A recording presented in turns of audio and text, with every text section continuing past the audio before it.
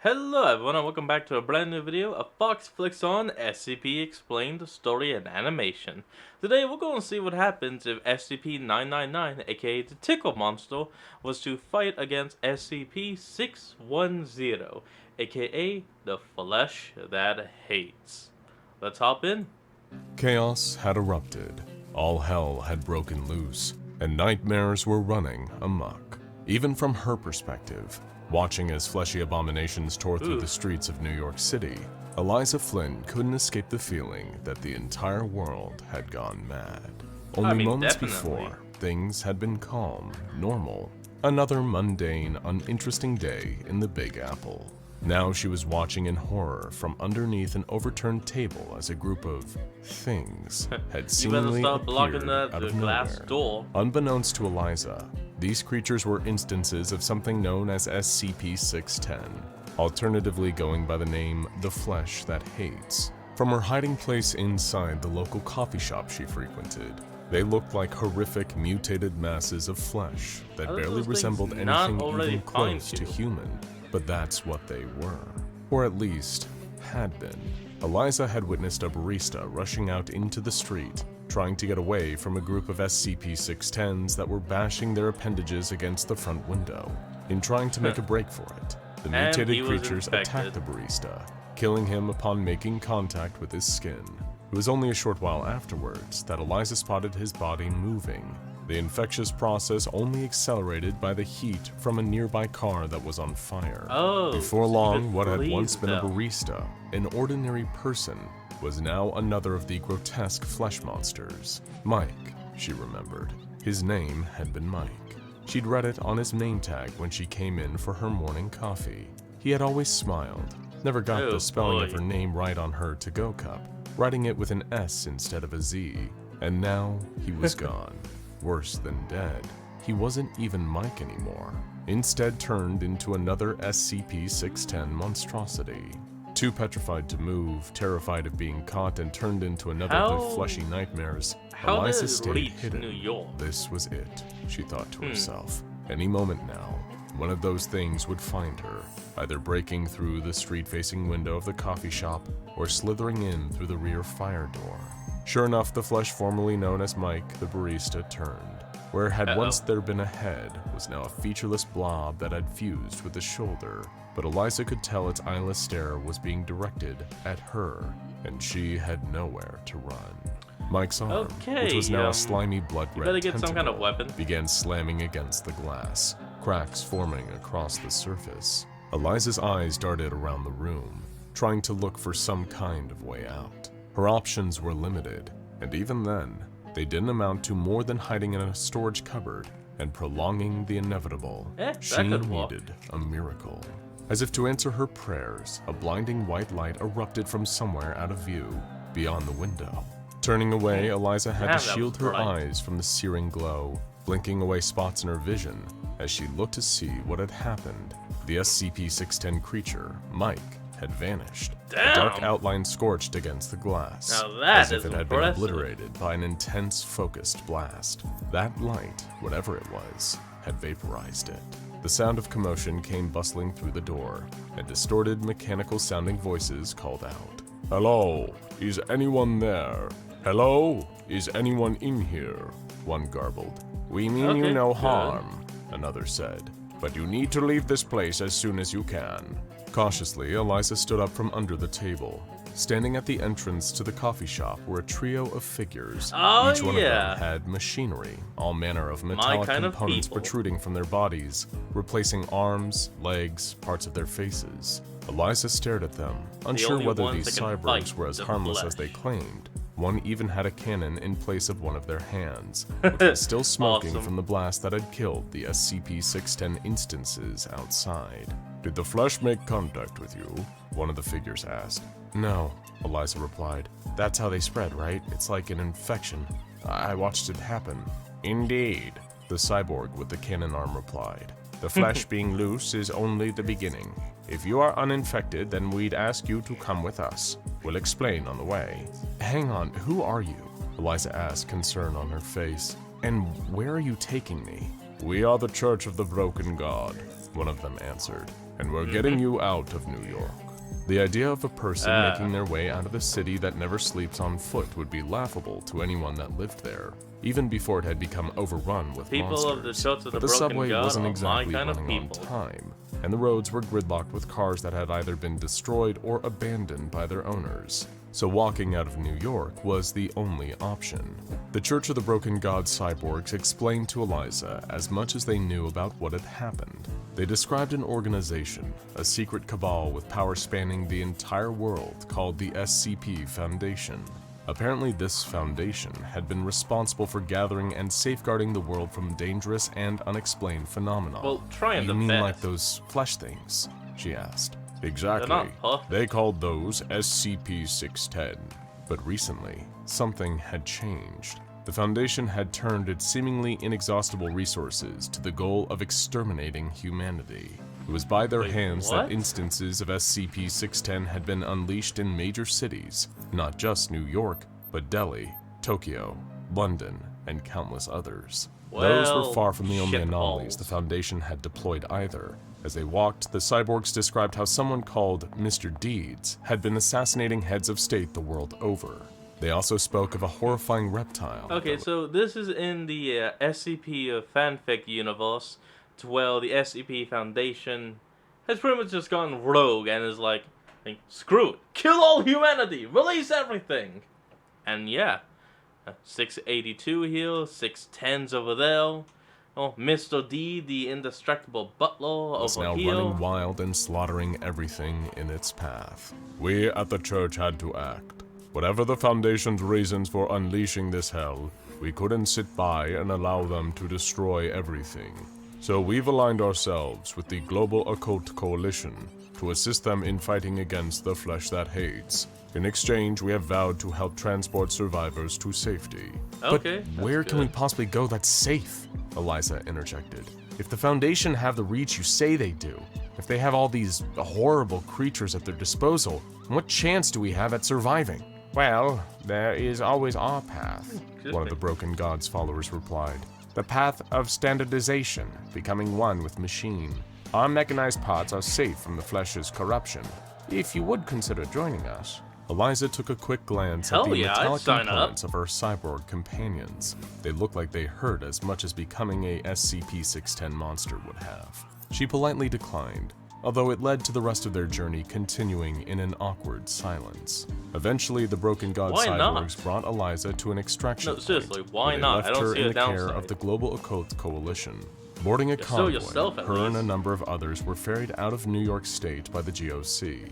For the first time since this had all started, Eliza started to think that maybe she was heading to somewhere safe. That sliver of hope all came crashing down the moment the convoy was attacked. Armed Oh, assailants shit. opened fire on the trucks. They were quickly identified by Coalition soldiers as members of the SCP Foundation's mobile task forces, special operations yeah. troops sent out to pick off survivors. In the midst of the firefight, gunfire erupting all around her, Eliza never felt so terrified. One of the GOC officers turned to her as they crouched behind cover. Listen, I shouldn't be telling you this, but there's rumors of a survivor settlement not far from here, he barked. I'll draw their Okay. fire. You run. Get as far away from here, fast as you can, and don't look back. Only Doing in as she this was told, timeline are the Eliza sprinted GOC away from the actually wreckage of the good guys. convoy until her legs refused to run any further. She trudged alone through an empty town, abandoned. It felt like a place out of a nightmare. The world was decimated, virtually post-apocalyptic. The further she willed herself to walk, the more she could feel herself giving up that she would never even find the settlement. You have if to keep it even moving if you existed want to at live. all. Hope had abandoned her, and at her lowest point, Eliza dug her heels in and dropped to the ground, both exhausted and convinced she'd been hiking towards nothing. The feeling of being moved caused Damn. Eliza to stir, waking Oh, her up from wait. a dream that had been almost as bleak as her new reality.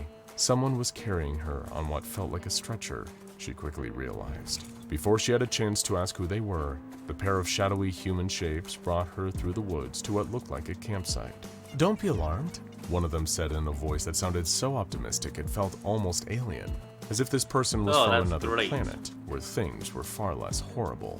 Looking around, Eliza There they noticed the are. glow of a campfire illuminating the SCP-999. nearby trees. A handful of people were huddled together in makeshift tents, resting and wearing contented, almost happy expressions. Then Eliza's eyes were drawn towards something else, some slimy mass gliding around the camp. At first she thought it was another instance of SCP-610, until she saw an amorphous, gelatinous SCPs. Orange blob glowing I was about in to the call them firelight. monsters, but To the no. Foundation, it had been known as SCP-999, but to its newfound family of human survivors, this creature was their savior, a bastion of hope and happiness in a devastated hellscape, the Tickle Monster.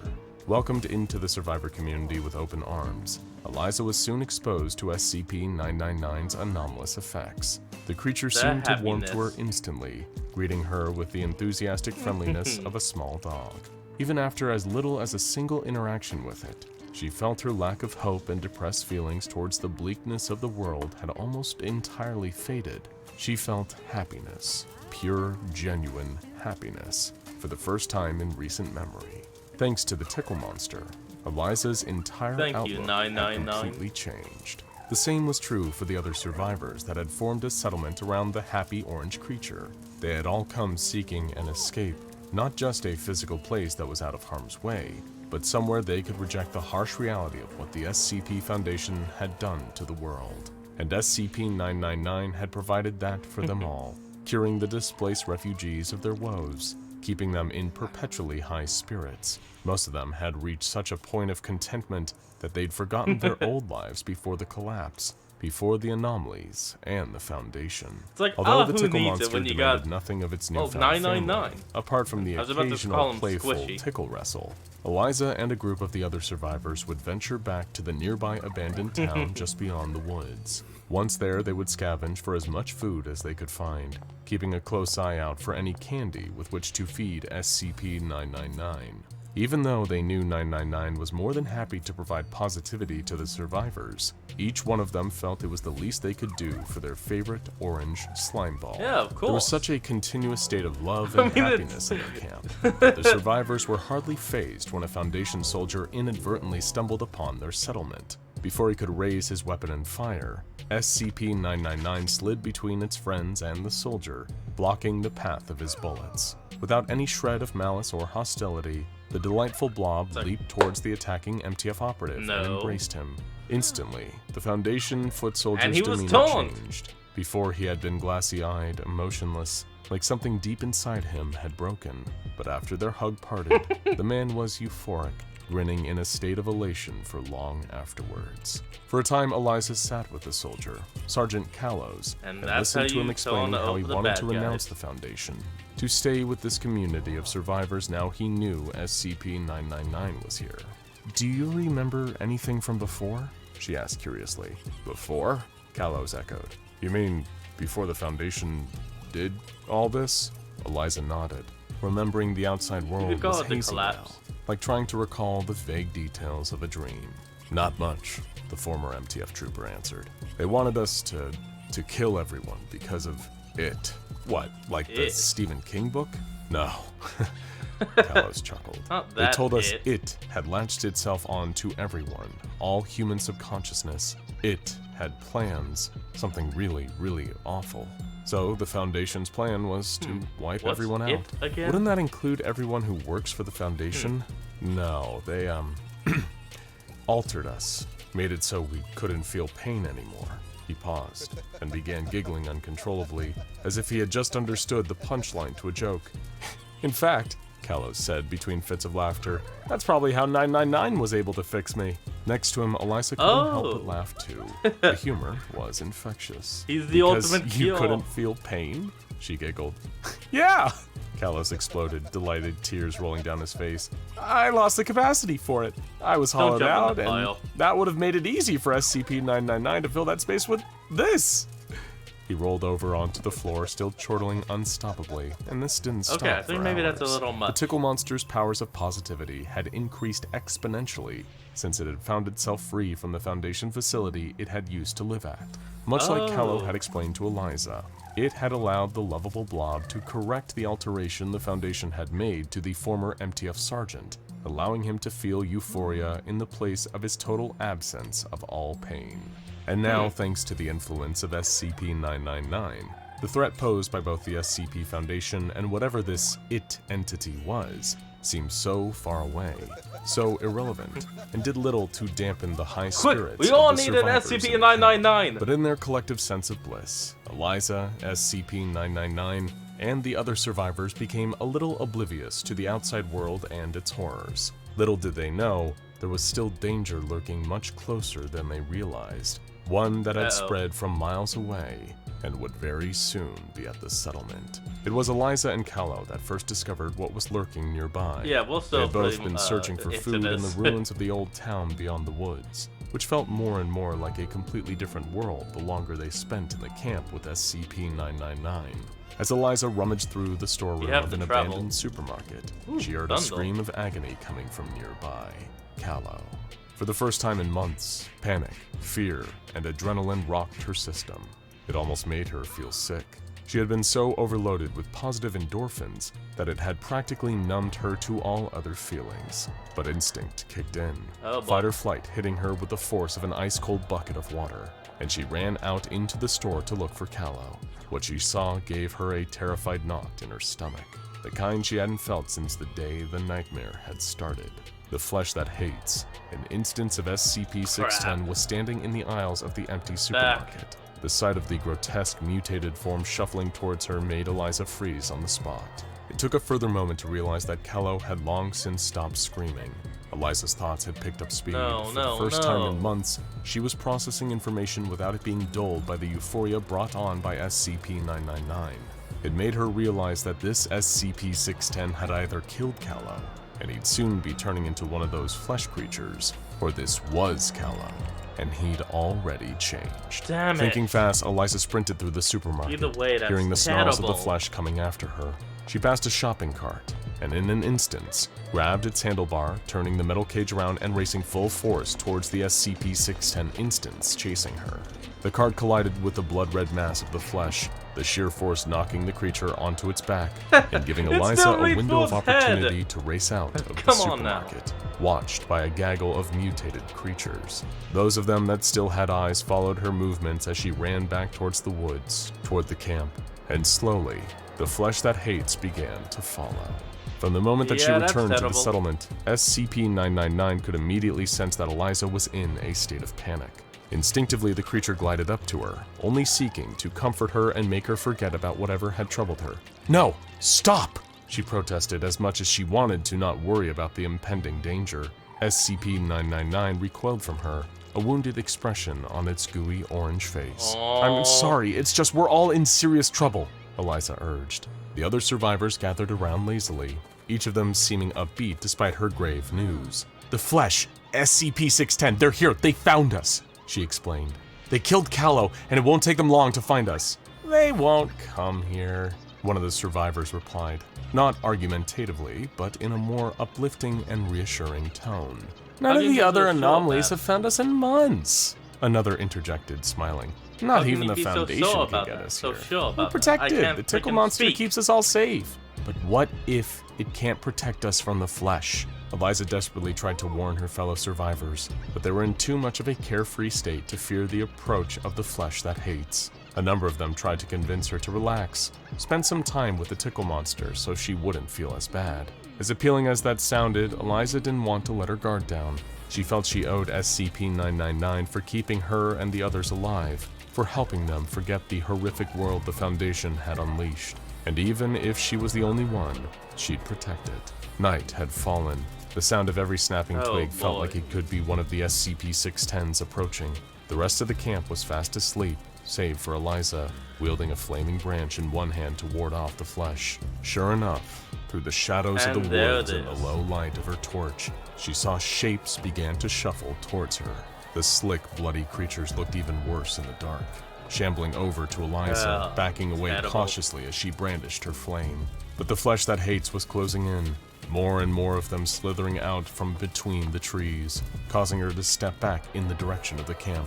Suddenly, an excitable orange mass swept past Eliza. Under the torchlight, she saw SCP-999 approaching the fleshy mutations. "No!" she cried out, horrified at what they would do to her camp's protector. To her surprise, the flesh stopped in their tracks as the tickle monster wriggled up to them. They seemed to get closer, examining the orange goop as it grinned at them. Then, as if they had lost their innate hostility to anything that they hadn't yet infected, the SCP-610 creatures turned and left. Perhaps it was something within the slimy substance the tickle monster was made of that repelled the flesh that hates. Or maybe it was because it was such a sheer force of overwhelming good, and its increased power, that allowed SCP-999 to pacify the monstrosities. Either way, Eliza breathed a sigh of relief. The grinning orange blob turned to her and smiled, leaping up into her arms and allowing her to carry it back to camp. As SCP-999 turned her relief into happiness once again, it seemed that no matter how bleak the world might be, even in a timeline as horrifying as that of SCP-5000, wherever the tickle monster goes, there will always be the promise of positivity, and with it, a sliver of hope from the friendliest anomaly of all. Now go and check out SCP-999 the Tickle Monster, or What If SCP-9... Well, I gotta say, that video was actually interesting. It's always great to see more of the timelines where the SCP Foundation pretty much just went fucking crazy and has decided to destroy all humanity. But anyway, that is where I'm gonna end up today's video. I want you all to remember to like, comment, and subscribe for more. Down in the description will be a link to the original video, so remember to support the original creator and all they do, and I'll see all you folks next time when we flick on. Peace out.